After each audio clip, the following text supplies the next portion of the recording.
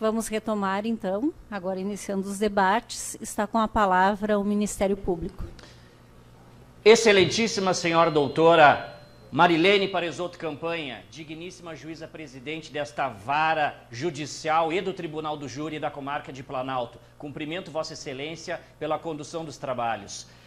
Excelentíssima senhora doutora Michele Thaís Dunk-Kufner, digníssima promotora, que me acompanha nos trabalhos deste processo. Digo sempre que Vossa Excelência é a alma deste processo, a pessoa que mais conhece todos os detalhes destes autos e que viveu o fato desde o seu princípio.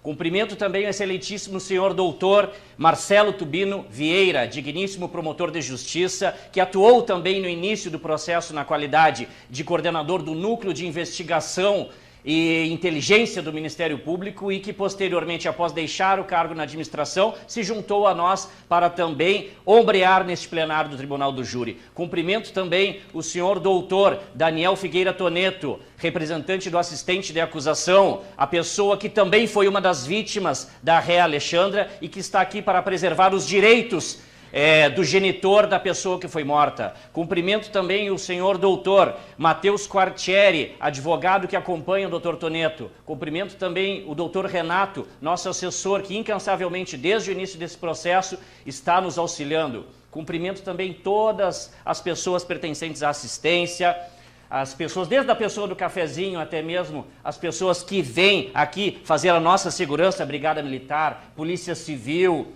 SUSEP, órgãos de segurança, muitas vezes tão injustiçados, mas que no plenário do Tribunal do Júri, ao menos naqueles em que eu sou o promotor, que faço a titularidade da ação penal, nunca vou permitir que policiais sejam caluniados.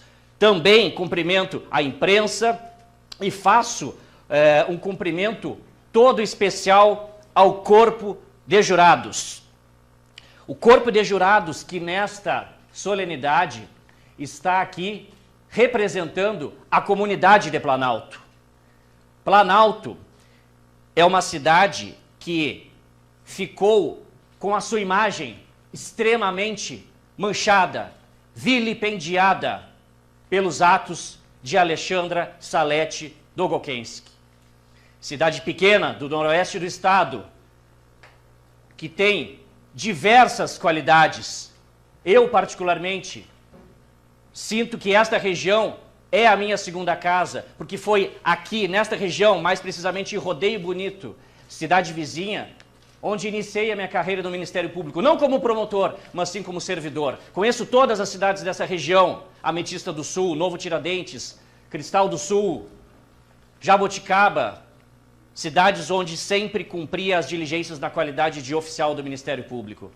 Quero que saibam que estão, sim, com uma grande responsabilidade no dia de hoje, uma responsabilidade histórica para a cidade de Planalto, que é fazer justiça, fazer com que a comunidade de Planalto não seja conhecida como a comunidade que absolve mães que matam os próprios filhos.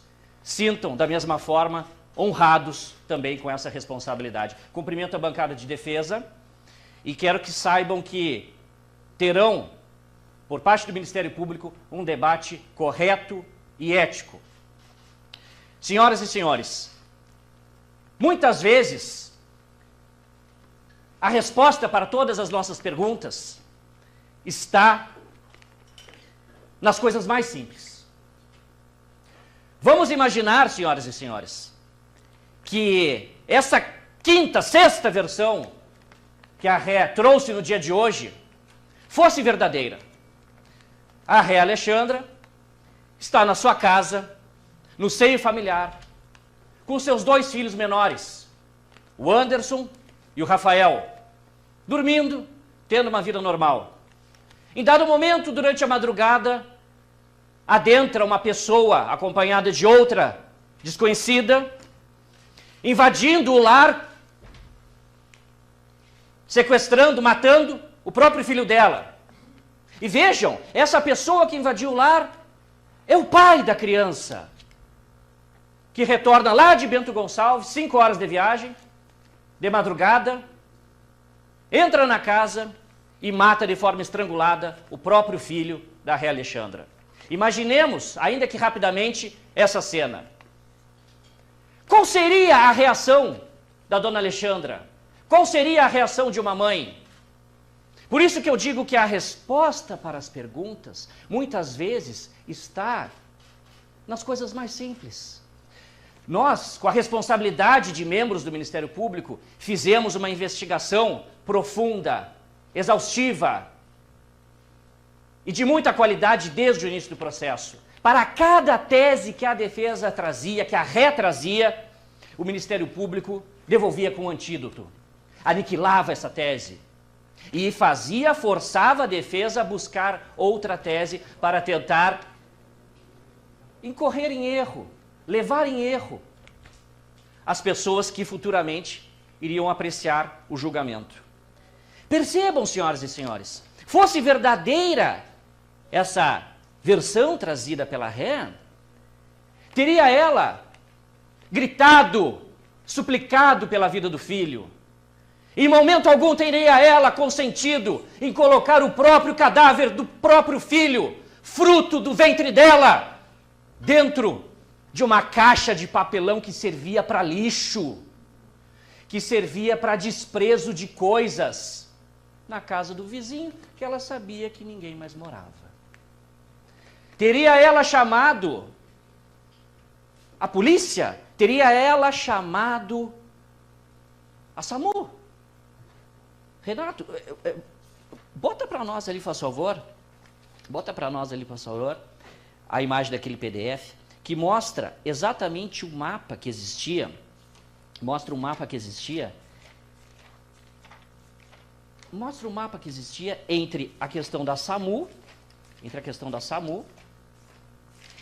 a distância da SAMU para a casa dela. 23.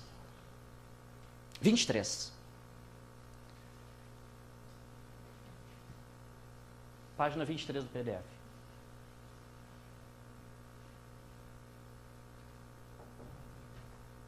A técnica vai liberar.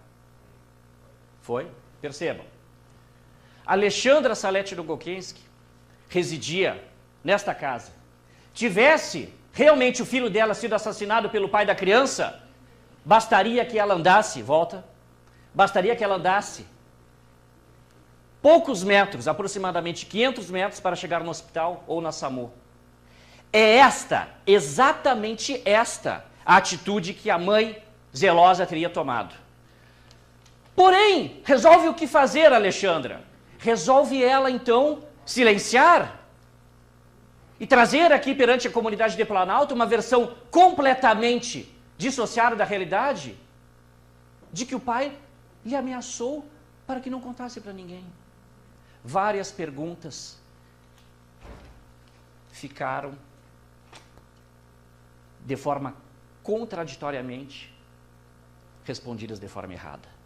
Percebam, naquela noite, e agora eu vou contar a verdade, naquela noite, a Alexandra estava em casa. E ela aproveitou uma noite em que o Delair, que posava um dia sim, um dia não estaria, justamente para matar o filho naquela noite. Isso já demonstra o quê? A premeditação de Alexandra. A premeditação de Alexandra. Delair posava um dia sim, um dia não na casa de Alexandra. Ele trabalhava em Ametista. O crime foi de quinta para sexta-feira. Quarta-feira, Delair posa naquela noite. Com o Rafael, com o Anderson e com a Alexandra dentro da casa. O que acontece de quinta para sexta? Alexandra vem se aborrecendo com o uso excessivo do celular do menino Rafael. Lembremos, estávamos na pandemia. Fazia cerca de 2 meses que as aulas haviam sido suspensas. Rafael e Anderson estavam cotidianamente usando o seu celular. Rafael costumava jogar o joguinho Free Fire, em que ele tinha que falar e gritar com amiguinhos. Anderson, como dito ontem no seu depoimento, não costumava jogar. Rafael estava, apesar de ser um menino extremamente comportado, no seio familiar já desafiando a sua mãe. E isso estava lhe incomodando. Porque a mãe queria exercer sobre seu filho um sentimento de dominação.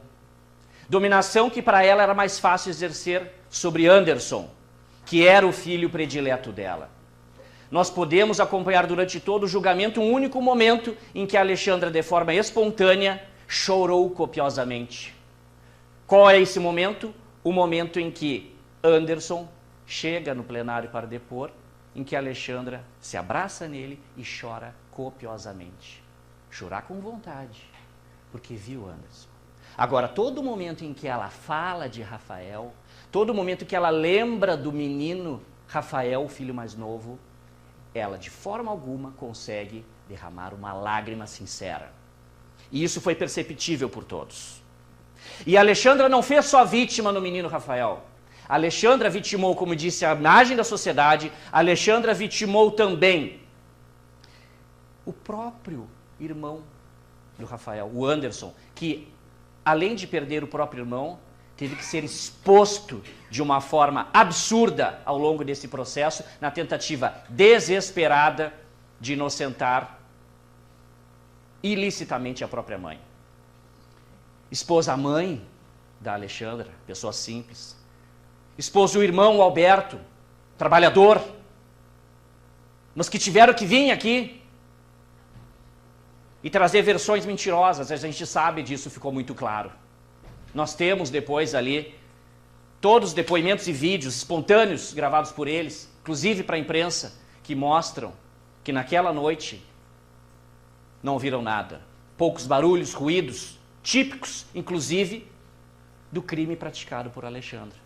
O que a Alexandra fez naquela noite? Ela foi, na tarde, possivelmente da quinta-feira, até a casa do Jean, que era na frente. O Jean é o irmão dela, uma pessoa esquizofrênica, pegou os medicamentos diazepam, isso já mostra a premeditação dela, trouxe para a sua casa.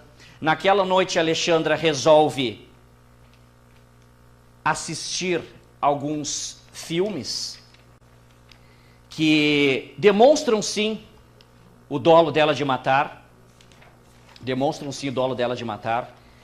filmes que depois o Dr. Tubino vai abordar, que mostram exatamente o mesmo modus operandi com que ela matou Rafael. Exatamente. A Alexandra, naquela noite, faz uma pesquisa no celular, faz uma pesquisa da composição do Boa Noite Cinderela. O Boa Noite Cinderela, que adveio possivelmente sim de uma novela que ela estava assistindo, que fez criar nela a ideação de matar o menino Rafael. Percebam, senhoras e senhores, o que faz Alexandra? Alexandra medica o filho naquela noite com 2 comprimidos de diazepam. Esses comprimidos levam o menino ao sono, o menino dorme e ela retorna no quarto e estrangula o próprio filho. Mas a pergunta que não quero calar: por que Alexandra fez isso? Por que ela estrangulou o próprio filho, dormindo, de forma dissimulada, através do uso do medicamento?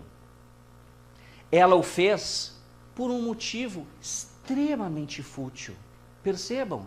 Motivo fútil, que era o uso excessivo que ele tinha no celular. Mas como que nós vamos responder essa pergunta? Mas por quê? Isso não é suficiente para matar um próprio filho, porque ele estava abusando do celular. Senhoras e senhores, o motivo fútil, todo homicídio praticado, percebam, por uma mãe contra o próprio filho, é por motivo fútil. Nada justifica matar um próprio filho. E nós temos mães que matam os filhos? Temos e temos muito no Brasil. Lá em Bagé, que é a cidade onde eu moro, teve um tempo, um processo lá, em que a mãe do Tortoneto, ela matou o próprio filho, porque o namorado não estava gostando da criança. Aconteceu isso, aconteceu. Motivo fútil. As pessoas, lamentavelmente, praticam crime por motivo fútil. Pegando um outro exemplo, a pessoa vai num bar, vai num bolicho, pede uma cerveja num copo de vidro. O bolicheiro diz: não, só tem de plástico. Não, mas eu quero copo de vidro, só tem de plástico. O que ele faz? Ele mata o bolicheiro. Tem esse tipo de crime? Tem um monte. As pessoas matam por motivo fútil. Mas como que as pessoas matam por esses motivos? Pelo simples fato de que essas pessoas são más. Essas pessoas têm a maldade. Nada além da maldade. Por que é difícil para nós acreditarmos? Nós, que eu digo, os 7 jurados que representam a sociedade e o Ministério Público, nós 8 que estamos aqui defendendo a sociedade. Por quê? Por que é difícil imaginar isso? Porque nós não somos pessoas más. Nós não somos pessoas que têm maldade. A Alexandra, em dado momento, quando passou aquela... Pode tirar da tela ali. Quando passou aquela confissão que ela prestou lá no Palácio da Polícia, tem um dado momento em que ela diz o seguinte: a intenção nunca é matar. Eu chamei a atenção quando apareceu essa questão. Ela disse, praticou com intenção isso. A intenção nunca é matar. Percebam, a intenção nunca é matar. O que isso quer dizer? Eu tive um outro processo aqui em Tapera, que foi o seguinte: o homem tinha uma dívida com o outro. E aí ele armou uma emboscada. Ele chamou o outro para vir até ele, sob o pretexto de ia pagar a dívida. O credor foi até ele, só que ele levou a mulher e a filha. Quando chegou no local, desce o alvo, né, do carro, e o assassino mata ele. Quando o assassino mata ele, ele olha para dentro do carro, e quem está dentro do carro? A mulher e a filha. Ele não queria matar a mulher e a filha, mas ele teve que matar a mulher e a filha. Vocês entenderam como é que funciona? Teve que matar, afinal de contas, elas testemunham. Ela não queria matar. Ela não queria matar o Rafael. Mas ele não parava de mexer no celular. Ele não parava de mexer no celular. Ela foi ali, se debruçou sobre o menino e estrangulou o menino até a morte. Estrangulou o menino até a morte. Versão que ela deu, sim, lá na polícia. Versão que ela deu na polícia. Quando ela resolveu indicar o local do corpo. O corpo ficou 10 dias na caixa. 10 dias na caixa. E por que ela resolveu indicar o local do corpo? Muito simples. Porque a ideia inicial da Alexandra, percebam, quando ela matou o Rafael, era colocar ele num local fácil de ser encontrado. Porque o normal do assassino é ele ir por meio do mato e fazer um buraco. Esse caso que eu falei de vocês de Tapera foi isso. Inclusive ele carregou 3 corpos. 3 corpos ele carregou. Porque a pessoa quando mata alguém, o assassino, ele só tem 2 opções. Ou ele tira o corpo dali, ou ele tira o corpo dali. Né? E a gente sabe muito bem que a pessoa nessa situação, ela vai tirar o corpo. Depois ele me dizer que não tinha força, que na reprodução simulada dos fatos, lá na simulação, não conseguiu carregar o boneco. Ficou comprovado que inclusive o boneco era mais alto, com tórax maior, e não tem a mesma composição física do corpo humano. E outra, daqui a um pouco também não era nem interesse mais dela carregar aquele boneco. Estava fragilizada, chegou lá, até perguntei para a perita ontem, tomou medicação? Sim, tomou 3 comprimidos, inclusive o diazepam. O diazepam que levou o menino Rafael a um sono profundo. 2 comprimidos de diazepam levam qualquer pessoa a um sono profundo. E o que aconteceu? Percebam, ela resolveu deixar o corpo do lado da casa, porque na expectativa dela é que fosse facilmente encontrado por um lixeiro, qualquer pessoa que fosse mexer ali na caixa no dia seguinte. E se tivessem encontrado o corpo, no dia seguinte, ou no outro dia, a Alexandra ia fazer mais um espetáculo, como tantos que ela já fez aqui. Meu Deus, mataram meu filho. E o que ia acontecer? Eles iam para cima de quem? Como responsável? Muito fácil de imaginar. Irmão Jean. O irmão Jean, esquizofrênico, que era o que tinha o diazepam, doutor Tubino. Na frente da casa, o irmão que ela não gostava, que havia inclusive suspeitas que ele fazia umas brincadeirinhas de mau gosto, não é? Com o próprio Rafael, baixava as calças, esquizofrênico. Primeira pessoa que ela começou a imputar a responsabilidade. Imputando responsabilidade, sim, para o Jean. Tanto é que nós temos ali, nós passamos inclusive áudios de conversas que aparecem uma semana depois desse fato, ela conversando com o próprio Delair, não é? Que era o namorado dela, outra pessoa que ela destruiu a vida, o Delair, né? Insinuando que era o Jean ainda, uma semana depois desse fato aqui. Percebam? Desvirtuando a investigação. Desvirtuando a investigação. E sobre desvirtuar a investigação, eu só quero passar um trecho de um vídeo, Renato, tá? Bota o vídeo 1 aí para nós, tá? Eu vou passar só um trechinho do vídeo, que é o policial Jackson, da delegacia. E no dia 23, Sem áudio. Que, ao meu ver, mudou totalmente o rumo da investigação. Volta do Foi início. quando a Alexandre... E no dia 23, aconteceu um fato que, ao meu ver, mudou totalmente o rumo da investigação. Foi quando a Alexandre me mandou uma mensagem pelo WhatsApp, solicitando que eu fosse até a casa dela, pois ela tinha encontrado um calendário com algumas anotações. Eu fui à casa dela e ela me mostrou um calendário que estaria afixado na sala, e esse calendário teria uma anotação, um círculo ao redor do dia 14, né, que seria a véspera do desaparecimento da criança. Ela falava desse calendário e falava que o menino manuseava esse calendário, falou que esse calendário ele costumava anotar coisas, mas o jeito que ela me falou me fez pensar que não tinha alguma coisa certa naquilo, não sei por que explicar o certo. Eu sei que no momento que ela ia me falando, eu já ficava meio assim, sabe, sentindo que tinha alguma coisa de errado, mas eu não sabia certo o que era. Não me cheirava bem aquela informação daquele calendário do nada agora, e principalmente dizendo assim, como se o menino tivesse premeditado sair. Ela quis colocar a culpa, inclusive, no Rafael. Essa questão do calendário é um crime que a gente está imputando contra ela. Olha aqui, fato 4, tá? Fraude processual. Ela falsificou o calendário. Para quê? Para desvirtuar a investigação e colocar a culpa no Rafael. Colocar a culpa no próprio filho. Isso não é humano. Bom, Renato, bota para nós agora o vídeo 4. Bota para nós o vídeo 4. A gente conversou com a Alexandre, ela falou, detalhou tudo, deu a versão dela, tudo.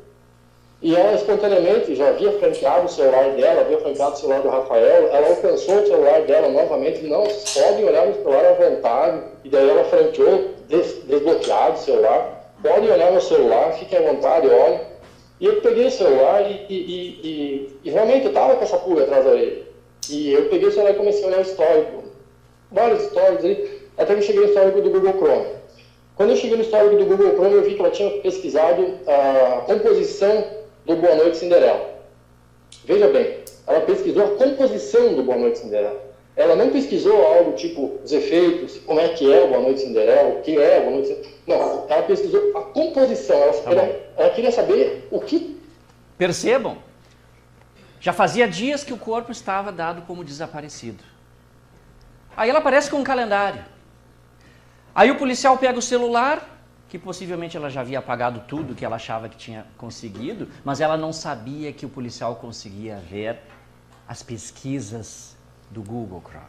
E ali tinha que naquela noite ela pesquisou a composição do Boa Noite Cinderela. Aquilo acendeu uma suspeita em relação a ela. Até então, era um mero desaparecimento. Tanto é que ela registrou uma ocorrência falsa.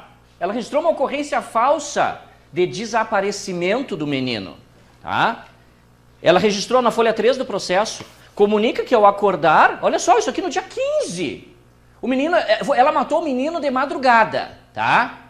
Ou dentro da cabeça dela, o Rodrigo entrou lá e matou. Aí ela registra uma ocorrência, às 11h36 da manhã da sexta-feira, dizendo, comunica que ao acordar hoje, na hora dos fatos, percebeu que seu filho Rafael não estava na cama. Afirma que a cama estava desarrumada e sabe que o mesmo dormiu em casa. Rafael nunca faz esse tipo de coisa e não sabe o que pode ter motivado o mesmo a ter saído de casa sem avisar ninguém. Rafael levou R$200 em espécie. Bota o PDF 1 aí só para a gente dar uma olhada nesse registro de ocorrência. Olha lá, vai baixando aqui, tá aqui, ó dia 15, às 11h36, vai baixando. Pode ir baixando, vai baixando. Olha aqui a assinatura dela. A assinatura da Alexandra, pode tirar da tela. Percebam? Isso aqui é crime. A pessoa vai lá na delegacia de polícia e emite uma informação falsa num documento, crime de falsidade ideológica. Crime de falsidade ideológica.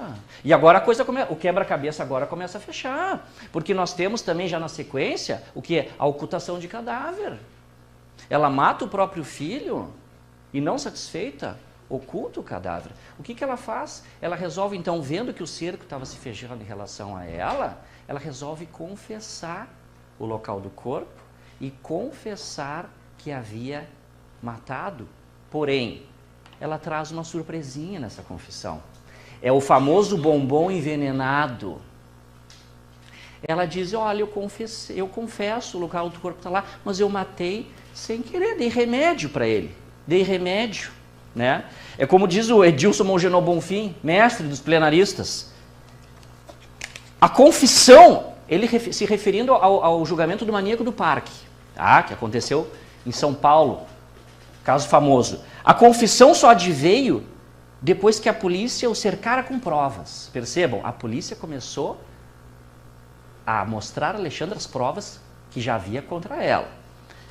Que fique claro, confessou o que já se sabia e o que não mais podia negar. Mas não era uma confissão simples, daquelas em que se abre o coração e a consciência elucidando verdadeiramente todo o crime. Era uma confissão qualificada, acompanhada de uma explicação, de uma, né? Ah, não, eu matei, só que eu matei sem querer. Essa tese que ela declarou lá, que matou sem querer, que não teve intenção, e eu digo isso porque possivelmente a defesa vai pedir para que vocês coloquem lá depois no final da votação se ela teve intenção de matar ou não, tá? Isso aí é para ela se safar de outra forma. Percebam, eles vão pedir para que vocês digam que não foi ela, que foi o Rodrigo, tá? A tese deles é a negativa de autoria. Mas alguma coisa me diz que eles também vão dizer, caso vocês entendam que foi ela, digam que ela não teve intenção. Alguma coisa me diz que não é só a dona Alexandra que vai trazer teses para o plenário. A defesa técnica, os advogados, vão trazer também mais de uma tese. Só que eu lhes advirto uma coisa. A verdade é uma só. A verdade só tem uma cara.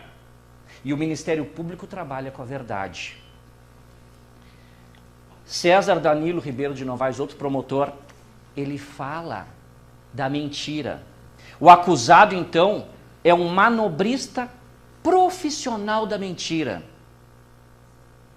O livro inaugural da Bíblia, Gênesis, narra como teria sido o primeiro homicídio da família humana. Caim matou seu irmão Abel. Após a prática do fato, o assassino, quando indagado por Deus, onde estava a vítima, mentiu descaradamente, respondendo-lhe que não sabia.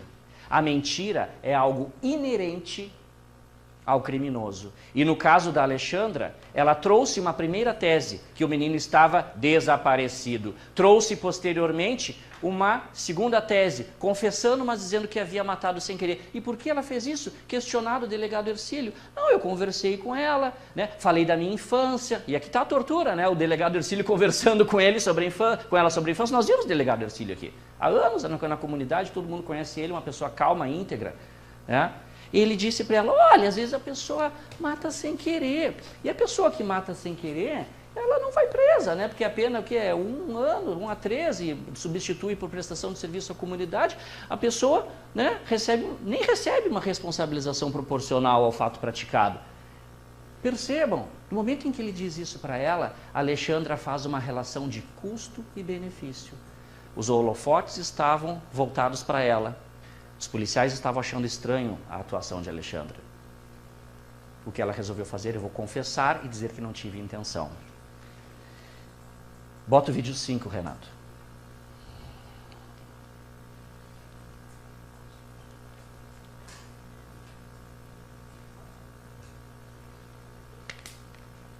Alexandra, assim, hoje nós vamos conversar sobre o que aconteceu com o seu filho, tá? O Rafael Mateus Vinks. Eu queria que a senhora me dissesse o que aconteceu com ele, tá? No dia 14, à noite. A senhora pode começar a falar. Eu dei remédio para ele dormir. Que remédio a senhora deu, dona Alexandra? Diazepam. É. Quantos comprimidos a senhora deu? 2. Tá, em relação a essa medicação, a senhora conseguiu aonde? Na casa da minha mãe. Alguém lá usa essa medicação? Sim, meu irmão mais velho. Ele precisa dormir. É, como é o nome dele? Jean. Disse que deu medicamento de diazepam, ou seja, ela, quando revelou o local do corpo, disse: dei remédio para ele dormir, diazepam, querendo que achassem que era por isso que tinha morrido. Bota o vídeo 6.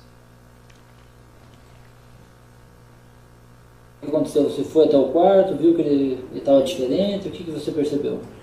Ele tava diferente. Tava com a boquinha roxa, as mãozinhas geladas. Que hora era, mais ou menos? Não lembro uma hora certa, era madrugada.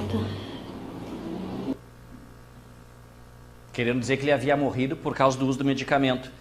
Vídeo 7.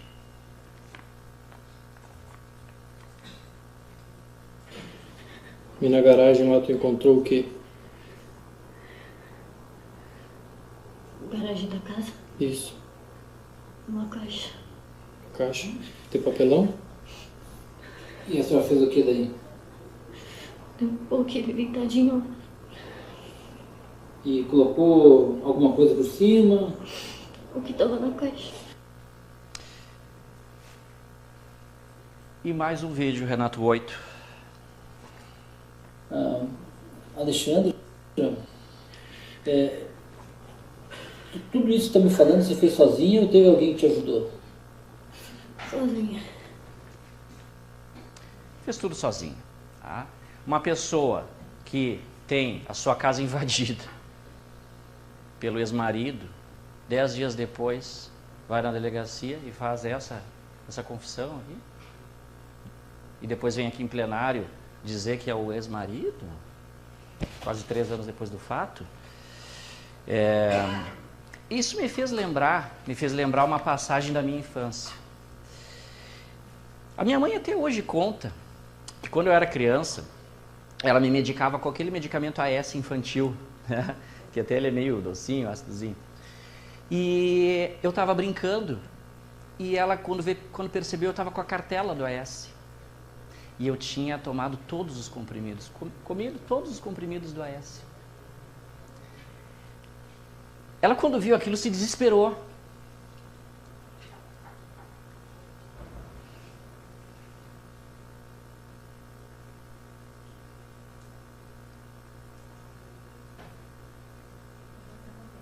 Certo.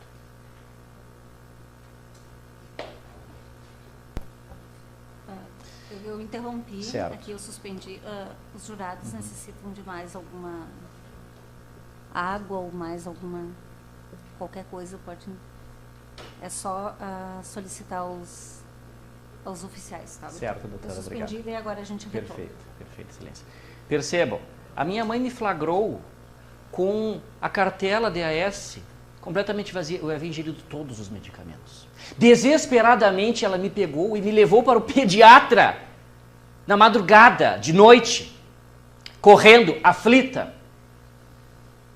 em pânico, agindo como uma mãe deveria agir se tivesse matado o seu filho com o uso de medicamento. Se tivesse, ao menos, visto que o seu filho havia tomado remédios abusivamente, sozinho, por engano, por acidente. Quando ela chegou no médico, o médico disse: olha, ainda bem que esse medicamento não é letal, ao menos na quantidade que eu tomei, uma cartela inteira. Das duas, uma. Ou ele vai dormir profundamente, ou naquela noite ele vai ficar extremamente agitado. E adivinha qual foi o que aconteceu de fato. Fiquei extremamente agitado e até hoje ela conta essa história. Isso me fez... Quando eu vi esse processo e vi essa situação, essa primeira confissão dela, que eu dei o remédio e ele morreu sem querer... Meu Deus, mãe nenhuma faria isso! Mãe nenhuma colocaria o corpo do próprio filho no lixo, na casa do lado. E aí depois vão vir com uma história aqui que não, esse corpo não pode ter ficado 10 dias ali naquele local. Senhoras e senhores, a perícia trouxe diversos fatores, folha 150 do processo, que nos comprovam que o corpo sim ficou 10 dias naquele local. 8 fatores constaram da perícia. O clima estava frio, era maio, a gente sabe como é que é no Rio Grande do Sul. Estiagem severa, temperaturas baixas, baixa umidade relativa do ar. O corpo estava protegido da luz e dos intempéries. O corpo estava dentro de uma caixa de papelão.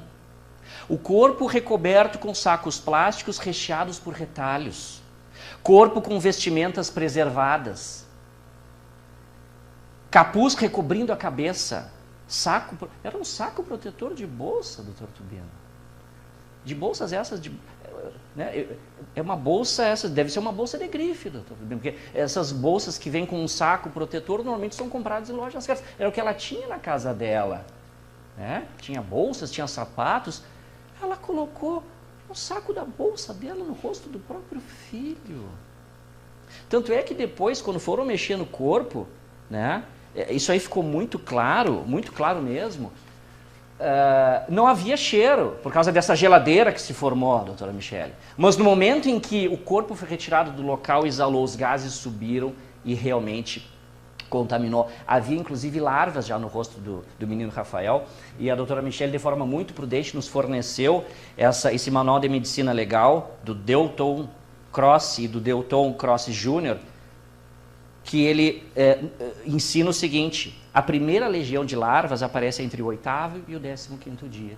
Isso é a prova, senhoras e senhores, que no 10º dia, que ele estava ali já há 10 dias, porque inclusive já havia larvas no rosto. Ah, mas os cachorros não sentiram o cheiro. Isso foi muito repetido. Nossa, isso aí está mais do que demonstrado também nos autos, mais do que demonstrado. Folha 2 ali do PDF. Eu até vou mostrar o documento. Folha 2 do PDF. Vai baixando, vai baixando, vai baixando. Aqui, ó. Muito interessante esse trecho aqui, ó. Aqui, ó. Foi feito contato com o comando, bem como do grupamento de bombeiros. Foi nos disponibilizado de imediato um grande efetivo de policiais militares e também uma equipe de bombeiros e 2 cães. Um cão especializado em busca por pessoa viva. Porque fazia 4 dias do desaparecimento. Achavam que o menino Rafael estava meramente desaparecido. Trouxeram um cão treinado para procurar pessoa viva. Porém, havia outro cão ainda iniciando o treinamento, o qual estava sendo preparado para a busca de cadáveres. O cão que foi, né, colocado lá para buscar um cadáver era um cão iniciante, era um cão aprendiz. E daqui um pouco até no cão vamos colocar a culpa. Percebam, nem mesmo para o lado da casa os cães foram levados, porque quem imaginaria que o cadáver estaria do lado da casa? Quem imaginaria isso? E o senhor Alberto, ele até comentou ali, aquele vídeo, prepara o vídeo ali do senhor Alberto. Né? Ele veio aqui e disse que deu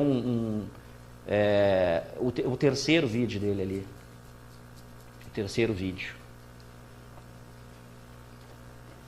Da caixa, prepara ali para nós. Na mesma grama onde o corpo foi encontrado, nós ali na grama conversando. Eu e os policiais, todo mundo ali, conversando e não, sabe, não, estranho não ter achado. Aí eu sei lá, porque não cheirou nada, não.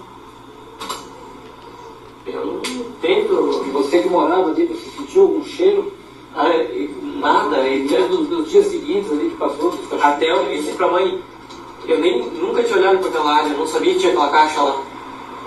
Falei pra mãe, o único lugar que eu nunca olhei foi naquela área. A gente até entende, né? Ele, irmão, veio aqui dizer o seguinte: não, eu fui ali, dei um chute na caixa, não vi e tal.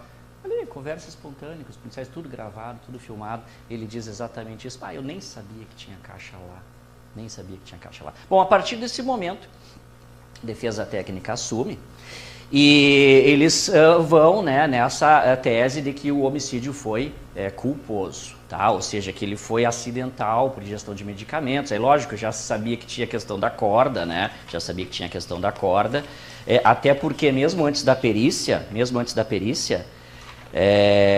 nós tivemos uma análise, tá? Uma análise acerca do local do fato, tá? Acerca do local do fato. Prepara para nós aí, Renato. Deixa eu só verificar aqui. O PDF 8. Aqui já são cenas fortes, eu solicito então que não passe na transmissão. PDF 8. Pode ir baixando. Pode ir baixando. Tá? São cenas sensíveis. Aqui já é o local do fato, só para a gente ter uma ideia. Tá? A varanda, pode ir baixando. Pode ir baixando. Nós temos ali também a caixa onde foi encontrado o menino, pode ir baixando. a caixa, o menino ali dentro, pode ir baixando. O menino, ele não é um boneco, ali não é um boneco. Ali não é da reprodução simulada do sócio, ali é o menino, pode ir baixando. Ali, o menino, pode ir baixando.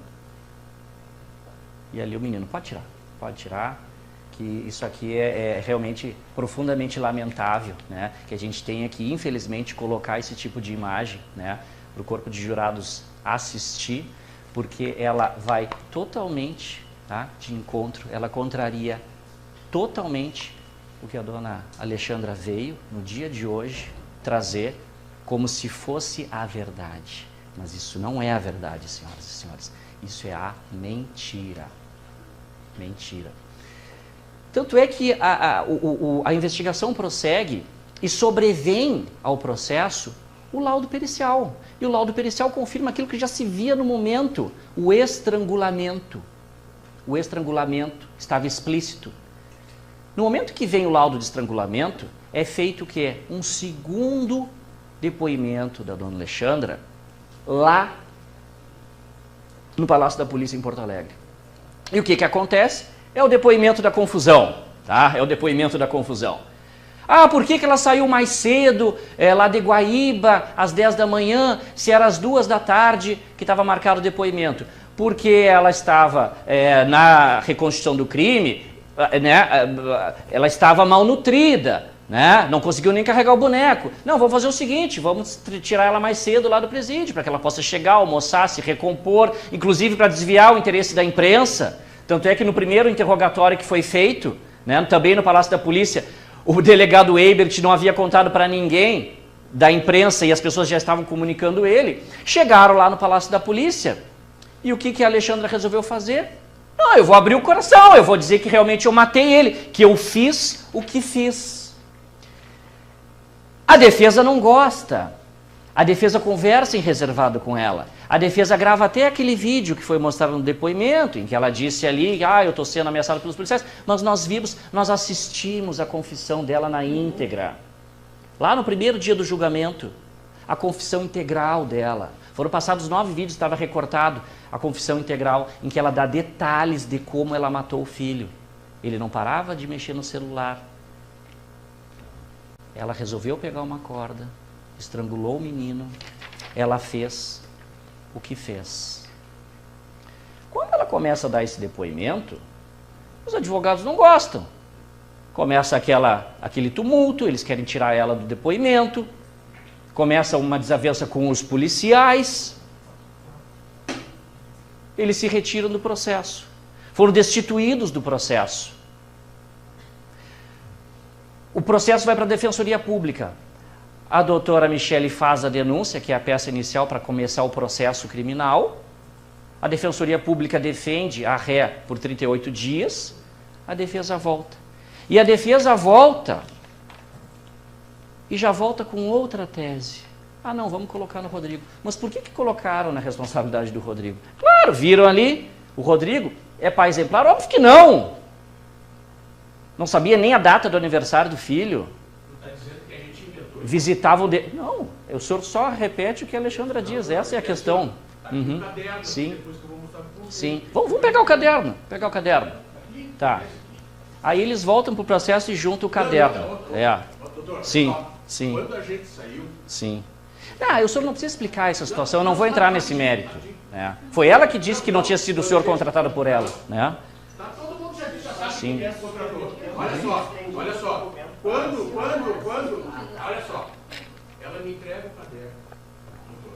Doutor Edson, eu leio e entrego para a Defensoria Pública. É isso que eu faço. E aí depois, o Anderson me liga e diz, olha, não quer falar contigo, aconteceu coisa séria. E aí que ela me conta tudo o que fizer. É isso que aconteceu, doutor. Eu não inventei nada, tá aqui. Tá bom. Eu não sou inventor. Vamos seguir. Eu só para esclarecer as partes, até para que não haja nenhuma preocupação, sempre que houver uma parte que, pelo que eu entendi, será permitido, né?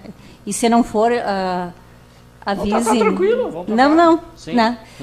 Eu vou suspender, tá? Os senhores não se preocupem, eu suspendo o tempo e assim que quem está com a palavra retomar os debates, prossegue a contagem do tempo. Então, os senhores podem ficar bem tranquilos quanto a isso.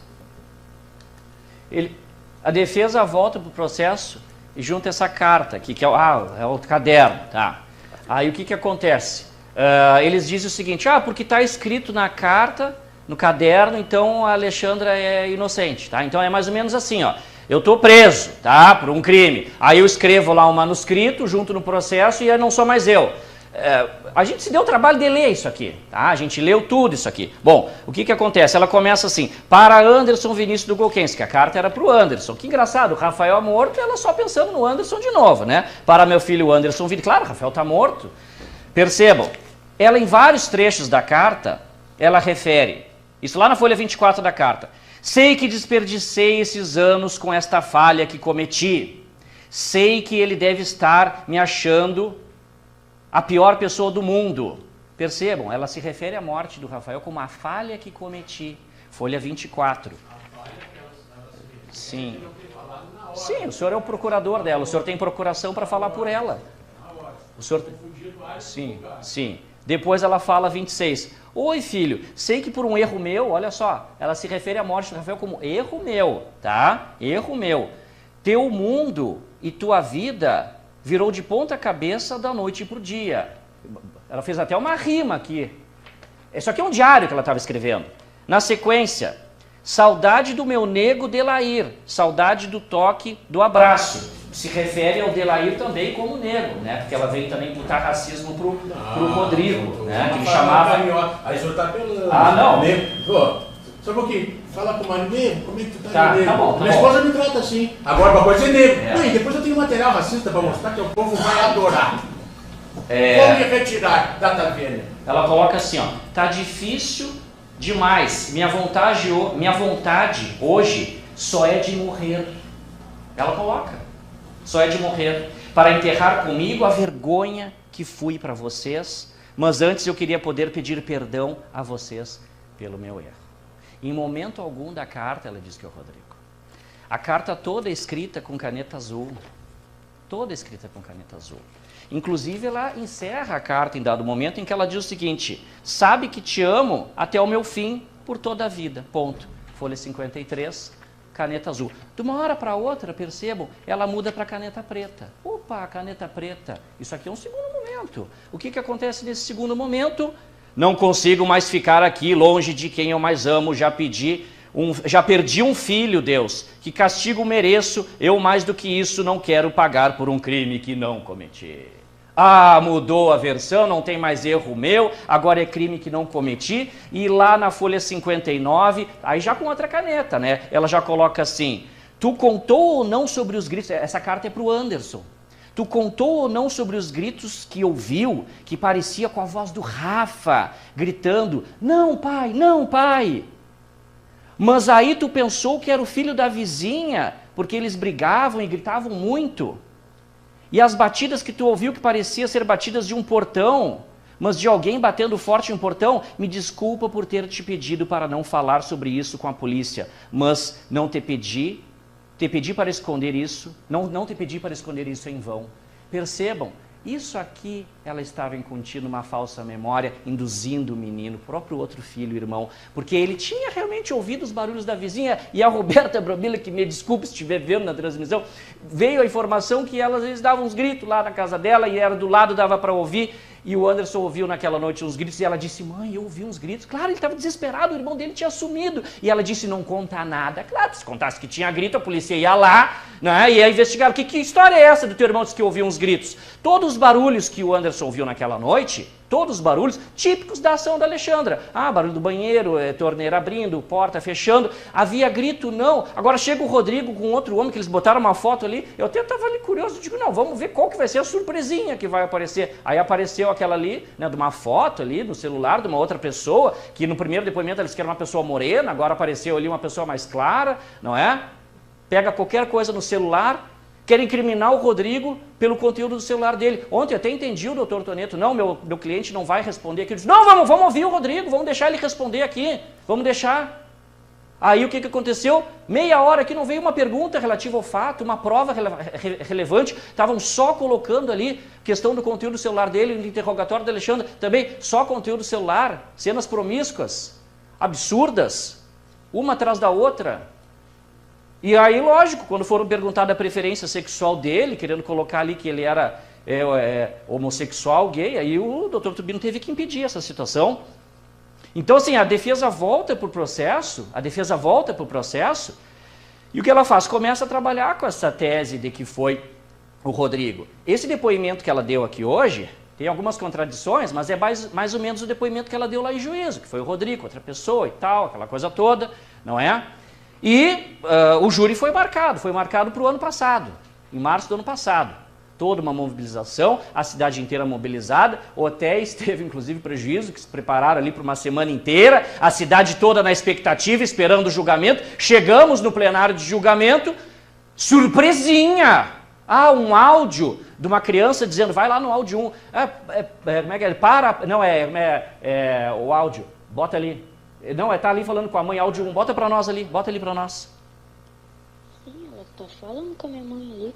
Aí foi todo aquele estardalhaço, abandona a plenária, aquela coisa toda, precisamos de perícia. É um áudio que constava no celular do Rodrigo no dia 25, né? no dia 15, aliás, tá? O crime foi aqui, aí no dia 15, às 8h30 da noite, tinha esse áudio ali. Qualquer um via que esse áudio era meramente encaminhado, e inclusive o conteúdo dele é absurdo, porque ela está ali falando com a minha mãe. Então, quer dizer, o conteúdo do áudio é absurdo, porque o menino já tinha supostamente desaparecido ali no dia 15, às 8h30 da noite, não é? Já tinha desaparecido. Não estava com a mãe. Como é que ela está falando com a mãe ali? E mais, o celular do Rafael, quando ela matou o menino, ficou com ela. Ela utilizava o celular do Rafael, inclusive, para ligá-la para o Rodrigo. Foi o Rodrigo? Sim, mas o próprio Anderson disse aqui, não, eu liguei para o Rodrigo lá pelas 7 da manhã, o Rodrigo estava em Bento Gonçalves, o sinal do telefone pegou lá. Então, assim, senhoras e senhores, não tem cabimento. O Rodrigo passou todo o tempo lá em Bento Gonçalves, E aí vem essa informação de que, não, o Rodrigo, eu vou colocar o Rodrigo na quinta-feira em Planalto. Coloca para nós ali os áudios 2, 3, 4 e 5, faz favor.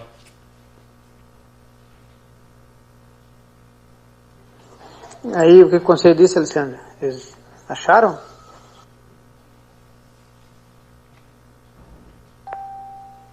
Bom, Rodrigo, agora não é hora para discutir nem para brigar. Eu fui no conselho, fui na delegacia, mas tem que esperar até da noite. Como ele saiu com o dinheiro, que ele tinha R$200 guardado ainda, eles acham que ele saiu para fazer alguma coisa, então tem que esperar até de noite para ver se ele volta para casa, porque não tem o que fazer, eu tenho que ficar guardando, entendeu? Conversa de Alexandre e Rodrigo após o suposto desaparecimento. Prossegue. Tu sabe que eu, mais do que ninguém, cuido muito bem deles. E eu tô muito preocupada, mas eu não tenho o que fazer, entendeu? Eu tenho que aguardar, nós estamos procurando. Eles pensam que ele saiu com dinheiro, ele foi fazer alguma coisa, entendeu? Foi tirar lenha ali, tirar essa motosserra. Foi mais tarde, tu me liga, daí nós falamos. Tá aqui o assassino do filho dela. Lá em Bento Gonçalves, trabalhando na lenha, né? E ela, não, tá com o conselho e tal, tá ali. Essa conversa deles, e aqui, ó, dia 15, depois que ela matou o corpo, depois que ela matou o menino Rafael, escondeu o corpo. Tá? Então, assim, não tem cabimento mobilizar toda uma comunidade, ficar horas aqui ouvindo mais mentira. O que eu peço, então, para Vossas Excelências, é que não caiam em mais uma mentira sádica da Alexandra. Punam ela exemplarmente. Façam da cidade de Planalto um exemplo para o Brasil e para o mundo. Uma comunidade íntegra, de pessoas corretas e que não admitem a morte de crianças no seio familiar praticadas principalmente por aquelas pessoas que deveriam proteger, dar carinho e dar segurança, que são as próprias mães. Eu tenho certeza que esse processo já está muito bem encaminhado na questão de provas, por isso que eu peço para Vossas Excelências que, ao final dos debates, o Ministério Público vai falar, depois a defesa vai ter a sua oportunidade, havendo a possibilidade de réplica e tréplica, mas ao final vossas excelências vão ser chamados a julgar e vão votar aquilo que nós chamamos de quesitos. Quesitos são as perguntas que vão ser feitas a vossas excelências. Rafael morreu naquele dia? Sim. Alexandra foi autora do crime? Sim. Alexandra teve intenção de matar o filho? Sim. O jurado absolve a acusada? Não. Aqui é voto não. Agiu com motivo torpe para satisfazer sentimento de dominação dela? Sim. Fútil, matou o filho por causa do uso do celular? Sim. Matou com asfixia? Sim. Estrangulou. Dissimulação de azepam? Sim. Quando questionados aqui dos demais crimes, sempre votem com o Ministério Público. O voto do Ministério Público é o voto da justiça. É o voto da justiça. E além de todos esses pedidos, o Ministério Público também aqui faz um pedido já endereçado à magistrada, que sustenta a causa de aumento de pena no homicídio, porque o crime foi praticado contra menor de 14 anos. Também sustenta as seguintes agravantes: no homicídio, crime praticado contra descendente; na ocultação de cadáver, crime praticado para assegurar a impunidade de outro crime, que é o homicídio. Também na ocultação de cadáver, agravante do crime praticado contra descendente e do crime praticado contra criança. Ele tinha apenas 11 anos. E no crime de falsidade ideológica, o crime foi praticado para assegurar a impunidade do crime de homicídio. Também votem de acordo com o Ministério Público, são as agravantes que o Ministério Público sustenta. Essa era a minha contribuição, agradeço a atenção de todos e passo a palavra para o meu colega, Dr. Marcelo Tubino. Excelência, tem só como suspender alguns segundos para a gente trocar de local aqui, precisam levantar, outros sair. Tu tem como mostrar a necropsia? Tu tem ela aí, não? Não? Tá.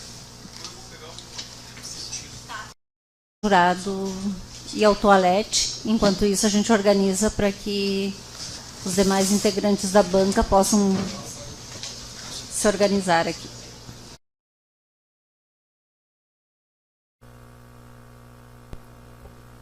Vamos prosseguir, então, agora com a palavra o Dr. Marcelo Tubino. Excelentíssima senhora doutora Marilene, em nome de quem cumprimento toda a comunidade aqui de Planalto, toda a sociedade ordeira e trabalhadora aqui de Planalto. Aos excelentíssimos senhores doutores Diogo, Michele, o assistente de acusação, tenho muito orgulho de ser colegas de vossas excelências, o doutor Diogo, extrema capacidade intelectual, doutora Michele é o rosto deste processo, trabalhou, sofreu com este processo, com este caso. Estamos aqui hoje para dar sequência a isso, doutora. Teremos sim um julgamento hoje aqui. Doutor Daniel, cumprimento pela sua elegância, pelo seu auxílio até aqui prestado como assistente da acusação. E peço vênia para ser muito breve na saudação. Nós acreditamos que teremos apenas esse período de demonstração de provas e eu agradeço o comparecimento do Conselho de Sentença. Vocês aqui são as pessoas mais importantes. Vocês aqui têm mérito para estarem aqui. Vocês aqui é como se tivessem uma procuração de toda a comunidade de Planalto. Como se fossem os representantes do Estado do Rio Grande do Sul no interesse da justiça. Vocês são os juízes da comunidade. Vocês dirão o que é certo, o que é errado nesse caso. O que daqui para frente pode ser feito, o que daqui para frente pode ser tolerado. Essa é a missão de vocês. Eu vou ser muito breve na minha fala, bastante consistente, muita coisa já foi produzida durante a coleta de depoimentos. Eu iniciaria, Renato, por favor, com a apresentação muito rápida, aproveitando a exposição do Dr. Diogo ali da necropsia. Apenas para informar o Conselho de Sentença que toda morte violenta é feita o exame no corpo de Rafael e ali se verificou então a existência no organismo de Rafael do diazepam, tal qual a Alexandra confessou em mais de uma oportunidade. Às vezes ela disse que deu 2 dias antes, às vezes ela disse que deu lá no momento, mas enfim, ela confessou que deu. E essa dose de diazepam foi verificada se era letal ou não. E o médico que foi ouvido foi muito claro em dizer durante a instrução que essa dose não era letal. Que essa dose dava um sono horrível, mas não matava. E nesse contexto, o médico ouvido em juízo foi assertivo, categórico, dizendo: enquanto Rafael estava sob efeito e que era possível ver os seus sinais vitais, ver que ele estava vivo, a Alexandra pegou e apertou, fez a constrição com corda de varal por 30 até 1, 2, 3.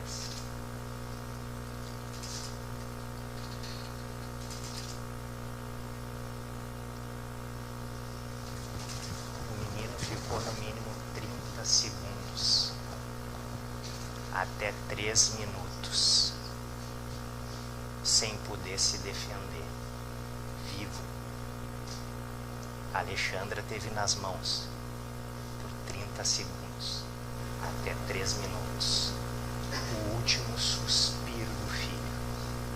Teve nas suas mãos o destino e o futuro de uma criança que ela deveria cuidar, que estava sob sua guarda.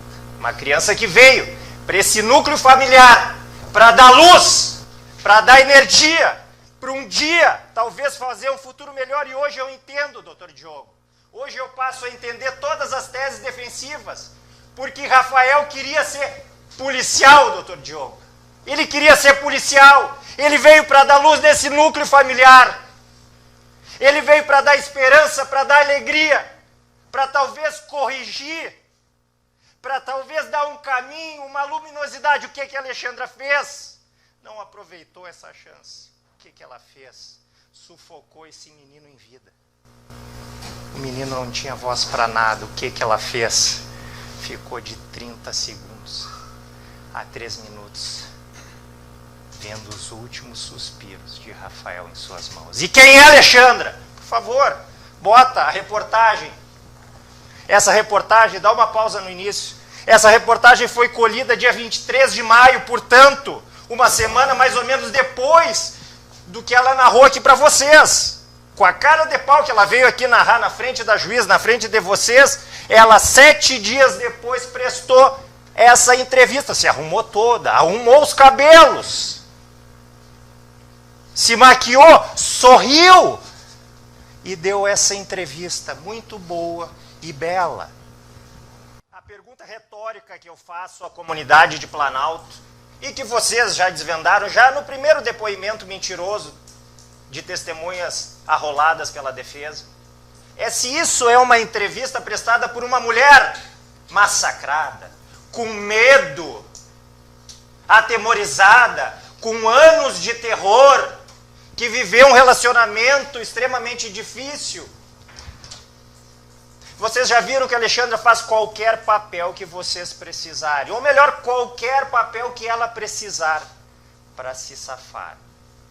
E a conduta processual de Alexandra durante essa investigação e processo, vocês já sentiram. Ela vai dando a versão de acordo com o que a prova vai possibilitando. E assim ela vai fazendo, esperando iludir as pessoas. Mas quem é Alexandra? Próximo slide. Quem é Alexandra? Vocês já sabem, a gente já sabe, mas vamos esclarecer melhor quem ela é. Primeiro, Renato. Esse foi o depoimento da Roberta Bambilha, está ali dito a minutagem desse depoimento. Essa é a vizinha, uma das vizinhas ouvidas. Os vizinhos ouvidos disseram que não ouviram nenhum barulho normal. E se imaginem que aqui a Alexandra veio e narrou um sequestro, um arrebatamento, uma briga, a resistência de Rafael, o para-pai. Em Rafael não foi constatada nenhuma lesão de defesa. Ele morreu mediante dissimulação. Ela deu remédio para poder matar. Rafael não tinha nenhuma coisa nas unhas. No máximo que ele teve foi uma lesão aqui, que justamente foi na hora que tombaram ele, que a Alexandra tombou ele para retirar, enfim, o corpo do local. E Roberta Bambilha falava, quando foi ouvida e começou a narrar, e doutora Marilene, e aqui eu vi um cão aqui no salão do fórum, e lá a Roberta Bambilha, que não ouviu nenhum barulho, ela já narrava que uma vez deu um shih tzu, doutora. Um shih tzu, cachorro shih tzu, que a gente eu não conhecia, não conheço raça, meus cachorros são tudo vira-lata. Aí parecia aqueles ursinhos do Star Wars, esse shih tzu. Tu olha, tu te apaixona. E a Alexandra ganhou um shih tzu da vizinha. E a vizinha contou que a Alexandra pegou esse shih tzu, colocou num vão lá da casa, dentro de uma caixa vazia de tanquinho. Opa, uma caixa vazia. E consumiu com o shih tzu. Colocou numa caixa para o bicho morrer. Quem é a Alexandra? A gente sabe quem é. Ela já vem fazendo as suas há muito tempo. Ela consumiu um cãozinho shih tzu. Mas como se não bastasse o próximo, numa diligência, e aí está, o criminoso age assim. Quanto maior a vigilância, menor a ação. Quanto maior a vigilância, menor a ação. Quanto menor a vigilância, maior o crime. A Alexandra, saindo do presídio, conseguiu quase enganar a Suzep. Trouxe em seu cabelo, e aqui foi apreendido, vários diazepams. Não sei se ela ia envenenar alguém, não sei se ela ia se matar, mas enfim, ela foi revistada e aqui chegando se descobriu, eu não tenho cabelo para demonstrar, mas se descobriram aqui vários remédios no coquezinho dela de diazepam. E assim ela faz, assim ela dissimula. E como se não bastasse o próximo, essa foto, qual é ali para a defesa saber de onde eu tirei essa foto? No processo físico, interceptação, anexo 4, pode botar 8 meses aproximadamente anteriores ao crime. A Alexandra está no rolo de fotos dela, do celular, já tirava fotos assim, de Rafael. Fotos essas que de repente vista isoladamente, talvez não digam nada, mas a mim, que já trabalhamos nessa área há algum tempo, somando ali, vocês viram na reportagem a foto do filho com o dedinho na boca, sempre muito maquiada, abraçando o filho de uma forma, no meu entender, eu vou dizer assim, um tanto quanto diferente, eu vou dizer assim.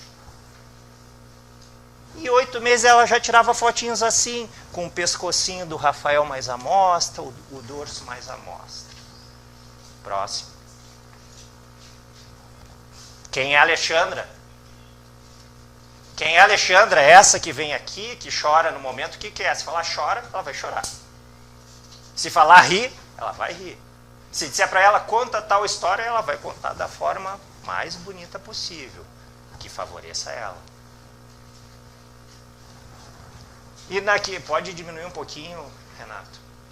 Naquela noite, tal qual o doutor nobre, colega Diogo, já falava, estamos falando ainda do perfil de Alexandra, que ela pesquisou, não só a respeito do Boa Noite Cinderela, mas também como prostitutas matavam seus clientes com aqueles colírios que colocam na bebida. Então, momentos antes de matar o Rafael, ela pesquisou não só o Boa Noite Cinderela, mas como também uma medicação dava um efeito para retardar a ação da vítima, para impossibilitar ações de vítima. E pode ir para frente. E aí vem diminui um pouquinho, Renato. Vem conteúdo que talvez não se deva transmitir. Ela assistiu a vídeos dessa natureza, vejam aqui, sexo sendo praticado, isso horas antes do crime, com um saco na cabeça, penetração à força, e aí a gente vai ver Rafael na cena do crime, aqui constrição no pescoço, vamos ver Rafael na cena do crime, saco na cabeça, constrição no pescoço, vítima subjulgada. Ela assistiu uma coisa muito semelhante ao que ela fez depois. Ela se emulou, ela se excitou para fazer isso. Próximo. E viu vários filmes. Constrição no pescoço, sexo à força, vítima subjulgada. Vítima subjulgada, constrição no pescoço, vítima sem reação. Sexo à força com vulnerável, constrição de pescoço. Próximo. E aí, tal qual eu falava, a Alexandra vai dando a sua versão de acordo com o que a prova mais ou menos vai possibilitando, porque ela agia assim. A Alexandra, quando disse, ai, foi sem querer, se mostrou para ela, olha, pelo laudo não tem como ter sido sem querer. Ah, eu fiz o que fiz. Opa, não, peraí, essa eu fiz o que fiz não vale. Não, foi coagida, foi torturada na delegacia, foi tudo filmado. E eu presto também, doutor Diogo, a minha homenagem, solidariedade a essas pessoas que acordam todos os dias, botam colete, dão um beijo na cabeça do filho e saem para a rua para defender pessoas que eles nem conhecem. Para nos defender, pessoas sérias e honestas, fazem o seu trabalho todo dia com muita dignidade. E a ampla defesa que falava, para mim, no meu entender, é ampla demais. Porque para defender vale a pena menosprezar servidores públicos, vale a pena acusar um pai, doutor Daniel, o Rodrigo não consegue se expressar. O Rodrigo só sabe falar de parreira, trabalho, trabalho, casa, casa, trabalho, parreira. E aí pega um pai desse, pega um conteúdo de celular privado. Privado, que foi mostrado, era o conteúdo privado. Que era só para ele. Ele não é acusado de nada. Um cara sem antecedentes, um trabalhador, que só sabe trabalhar. Vocês ouviram ele? Não tem como imaginar essa pessoa aqui cometendo um crime. Não tem como. E aí a defesa a qualquer custo. Aí até fazendo uma ligação de homossexualismo com homicídio. Aí não dá mais. Tá demais isso. Tá demais isso. Próximo. E isso tudo que eu estou falando não é porque eu estou falando, mas porque o Ministério Público se subsidiou. As psiquiatras do Ministério Público viram o que vocês viram, assistiram o que vocês assistiram, sabem o que vocês sabem, e com um olhar científico, técnico, falaram o quê? A partir da análise dos elementos investigativos postos à disposição, é possível identificar características da personalidade de Alexandra. Em caso positivo, quais? O senhor consegue ler? Pode me responder, não tem problema. O senhor consegue ler aqui? Não, não. Tem como virar um pouquinho? Não. Eu vou lendo em voz alta. É um parecer de psiquiatras. E eles respondem. Doutora Betina respondeu. Em vários contextos apresentados nos documentos relacionados com o primeiro marido, morte do primeiro marido, que depois o doutor Toneto vai falar, comportamento com relação aos familiares, segundo casamento, família de origem, relações de trabalho e conjugais, bem como o período que antecedeu a revelação da autoria do homicídio e revelação do local do corpo. Prestem atenção, olha as expressões que as psiquiatras encontraram na personalidade de Alexandra. Fica patente a indiferença ao sentimento dos outros, a baixa empatia, a frieza do afeto, a preocupação com a aparência. Ela chora quando chega na cena do crime, mas ela chora não é porque o Rafael morreu. Ela chora porque a casa está desarrumada. Comportamento sedutor, autoapreciação inflada, como visto nas inúmeras entrevistas à imprensa no período do desaparecimento de Rafael. Mentiras repetidas e rapidamente construídas, transgressão a regras e outras, além do homicídio, como furtos, inclusive. Essa é a opinião dos psiquiatras que analisaram a documentação do caso e trazem a vocês a personalidade de Alexandra. Porque, de repente, numa conversa de rua que vocês tenham com a Alexandra, ela pode até passar por boa pessoa. Só que se ela não permanecer e continuar presa, se ela for absolvida, amanhã ela vai estar aqui, tomando chimarrão ali na casa dela, espreitando a próxima pessoa, que talvez desafie ela. E ai de quem desafiar ela aqui. Ai de quem desafiar ela aqui. O homicídio simples, já digo a vocês, o Dr. Diogo até já explicou aqui, se vocês não considerarem qualquer dessas qualificadoras aqui, mesmo ela sendo condenada por homicídio simples, é muito difícil falar de pena, porque quem dá pena é juiz. Vocês vão dizer inocente ou culpado. Mas mesmo só homicídio simples, amanhã ela está aqui. Porque já cumpriu pena, tal, progride mais rápido. É qualificado, foi forte. A sociedade quer julgar, a sociedade quer dar uma resposta. A gente está esperando há muito tempo para dar essa resposta. Próximo.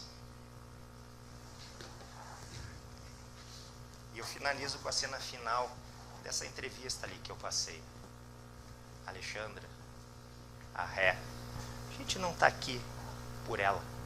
Aliás, o que ela mais adora é tudo isso aqui. É a luz, é o holofote, é a câmera. A gente está aqui pela sociedade que a gente tem que resguardar. Vocês estão aqui pelos interesses sociais. A gente está aqui pelo Rafael. O Rafael é o ator principal desse caso. A Alexandra não. A gente está aqui para dar uma resposta que estamos segurando há muito tempo. Estamos aqui para fazer cumprir a lei. Uma pessoa que confessa, diz exatamente como foi feito o crime, se faz uma reprodução que bate quase que matematicamente com o que aquela pessoa que confessou fez. Boa noite, Cinderela. Não, boa noite, amor, não. Se comprova que o que ela falou realmente é verdade. A confissão dela, os depoimentos de vizinhos, os depoimentos das pessoas. Alexandra está há muito tempo dando engodo nessa cidade. Está há muito tempo enganando nessa cidade. Chegou! Hoje a gente tem que dar uma resposta a isso. A Alexandra está dissimulando há muito tempo. E se por 10 dias ela conseguiu enganar 10 mil habitantes, um estado do Rio Grande do Sul inteiro, um Brasil inteiro, se por 10 dias, 15 dias ela conseguiu enganar toda essa nossa comunidade trabalhadora e ordeira, para ela é muito fácil querer como última cartada, querer enganar 7 ordeiros cidadãos, como último recurso.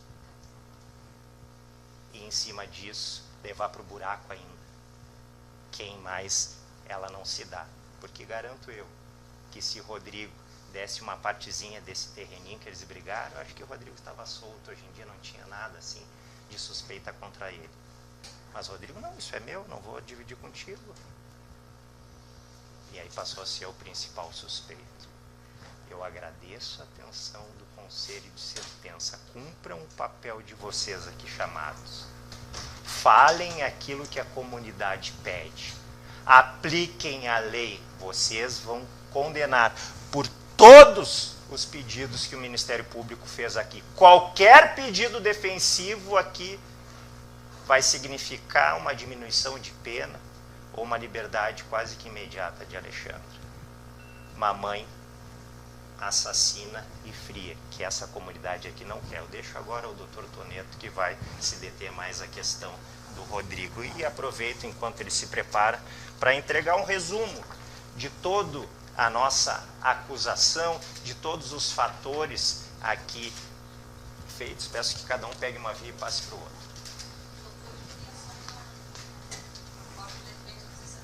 Ah, posso dar. Foram juntados aos autos, com certeza.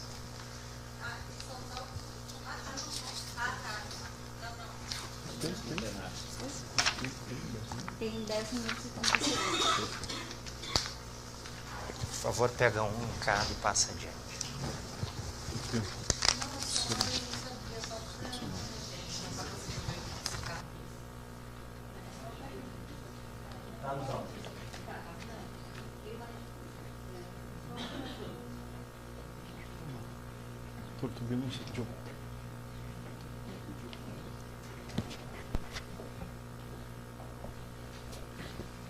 Estou com a palavra, doutor? Isso, está com a palavra, doutor Daniel. Excelentíssima doutora Marilene Campanhã, a senhora sabe que, da admiração que eu tenho por Vossa Excelência, a Vossa Excelência é uma das juízas mais humanitárias que eu conheço, além de muito competente. Eu peço desculpas pelo tempo, porque se tivesse mais, passaria muito tempo elogiando. Doutora Michele, doutor Diogo, doutor Marcelo Tubino, centenas de plenários que eu fui, eu não me lembro de promotores tão competentes, tão trabalhadores, tão honestos. Vossas Excelências trabalhavam sábado, trabalhavam domingo. Vossas Excelências são pessoas honradas e eu posso afirmar, doutor Tubino, que o Ministério Público hoje está em alta, as pessoas confiam no Ministério Público. E 3 promotores desse gabarito aqui, eu não preciso nem falar o quanto eu admiro Vossas Excelências. Meu grande amigo Renato, meu colega, meu Matheus Quartieri, saúdo e respeito muito a defesa. Se não tivesse a defesa, não teria julgamento. Enfim, toda a equipe do Poder Judiciário, serventuários da Justiça, Brigada Militar. Desculpa ser breve as homenagens, que eu tenho pouco tempo. E, por fim, aos senhoras e senhores jurados. Vossas Excelências estão aqui por inúmeras qualidades, mas principalmente pelas suas histórias por conta do trabalho e da família, como Vossas Excelências são com o trabalho e com a família. E eu já afirmo que a acusada é uma pessoa totalmente diferente dos senhores e das senhoras. E nós vamos mostrar o que ela pensa do trabalho e o que ela pensa da família. Infelizmente, o Brasil é um país muito violento. Por exemplo, o Dr. Diogo, em 2017, teve 65.602 homicídios. Certa vez eu estava palestrando em outro país e quando eu falei que no Brasil, em 10 anos, mataram-se mais de meio milhão de pessoas, mais de 500 mil pessoas em 10 anos, um número maior do que muitas guerras que estão por aí. E com todos esses números selvagens, a violência muitas vezes passa despercebida. As pessoas olham homicídios e parece que é mais um. Entretanto, a Alexandra, mesmo com todos esses números, conseguiu chamar toda a atenção para a cidade de Planalto, pela maldade que cometeu. E por que será que ela chamou tanta atenção nessa cidade? E eu vos afirmo, eu conheço essa cidade e afirmo mais uma vez, é composta de pessoas boas, de pessoas trabalhadoras. E Dr. Diogo, infelizmente, quando colocamos no Google, cidade de Planalto, sai a morte de uma criança. E vamos ver por que ela chamou atenção. 2 médicas psiquiatras, extremamente experientes, analisaram a Alexandra. E me chama a atenção, de tantas coisas ruins que falaram dela, me chama a atenção a frieza emocional, o desprezo à capacidade intelectual dos outros e a mentira.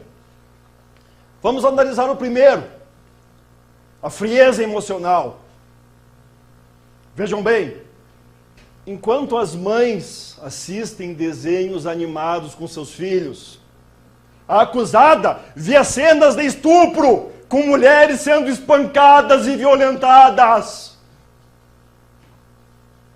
Enquanto as mães, antes de dormir, rezam e desejam que seus filhos tenham uma vida plena e feliz. A Alexandra, ela planejava como ia tirar a vida do próprio filho. E por fim, doutor Diogo, enquanto doutora Michele, a senhora que é mãe, todas as mães dariam a vida pelo próprio filho. A acusada esperou que o coitadinho do Rafael dormisse pelos medicamentos que ela deu e o matou estrangulado.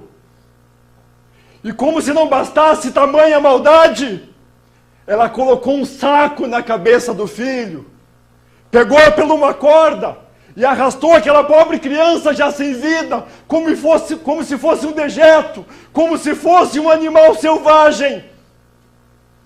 E por 10 dias o manteve numa caixa de papelão, como se fosse um saco de lixo. Essa é a pessoa que eu afirmo que é diferente dos senhores e das senhoras. E ainda, durante os 10 dias em que a criança estava a poucos metros dela morta, apodrecendo, enquanto toda essa cidade procurava essa criança de manhã, de tarde, de noite, pela madrugada, a Alexandra estava tomando chimarrão, estava sempre bem pintada. Foto 2, por favor, Renato.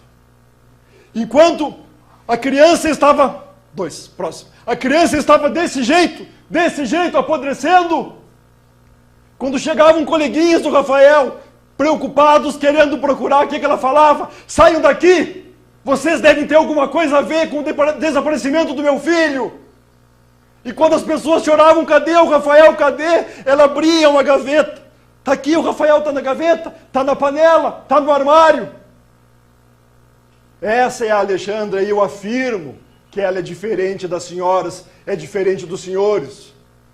E o conceito de trabalho dela, enquanto todos aqui trabalham, de manhã trabalham de tarde, para de noite poder ficar com seus filhos, a Alexandra, como disse, ela vivia da pensão por morte do marido, que ela é investigada de matar.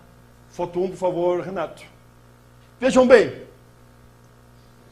a promoção de desarquivamento do Ministério Público, dentre tantas coisas, fala o seguinte: frisa-se que Rafael, uma criança de apenas 11 anos de idade, foi morto por asfixia mecânica, provocada por enforcamento, com o uso de uma corda, isto é, os mesmíssimos instrumentos, meio de execução e modo de execução, conduta, que ocasionaram a morte de José do Gokinski. Foto 1, por favor. A outra foto vai subindo. Olha ali, mesmo tipo de corda. Coincidência ou não, como disse o delegado, nos 2 casos, a morte foi em casa.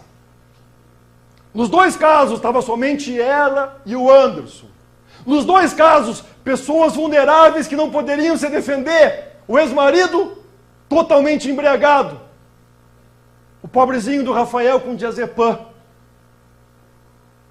E o conceito de família dela traz o quê? Uma pensão por morte, 2 cadáveres. Essa é a Alexandra. Isso que ela pensa do trabalho, que ela pensa da família. É sem trabalhar e com morte. Meu caro doutor Taborda, algo que me chamou muita atenção das psiquiatras é o desprezo à incapacidade intelectual dos outros e à mentira.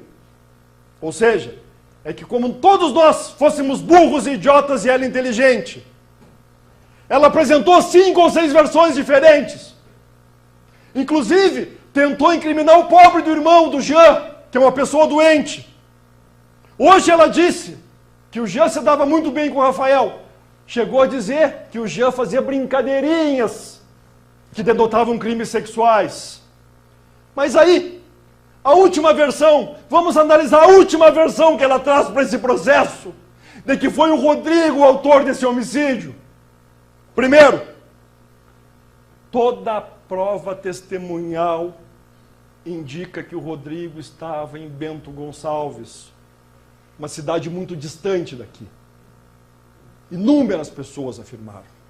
Segundo, Vossa Excelência Ciro Rodrigo, um homem simples, que mal sabe ler e escrever, mas um homem honesto, um homem trabalhador, um homem que trabalha todos os dias, diferente dela, que vive da pensão por morte. A prova pericial indica que o Rodrigo estava em Bento Gonçalves. A carta escrita por ela, como mostrou o Dr. Taborda, ela mesma afirma em determinados momentos que ela errou e cometeu o homicídio. A mensagem, vejam bem, as senhoras que são mãe, vejam se tem algo lógico nisso. Ela disse que foi, na frente das senhoras, os senhores, que foi o Rodrigo que matou o filho dela. No dia 15 de maio, de 14 para 15.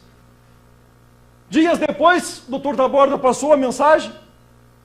Ela pergunta para o Rodrigo se ela tem notícia do Rafael. doutor. Por favor. Um minuto. Enfim. Dia 21 de maio, ela pergunta para o Rodrigo escrito, tem notícias do Rafael? E vejam bem, se nós estivéssemos num país com leis mais severas, ela seria condenada no mínimo à prisão perpétua. O máximo que nós podemos fazer hoje é condená-la por todos esses crimes, para que ela fique mais 10 ou 11 anos no regime fechado. Foto 3, Renato. E, infelizmente, a dor da perda, para todas as pessoas que amavam o Rafael, vai ser eterno, infinito e imensurável.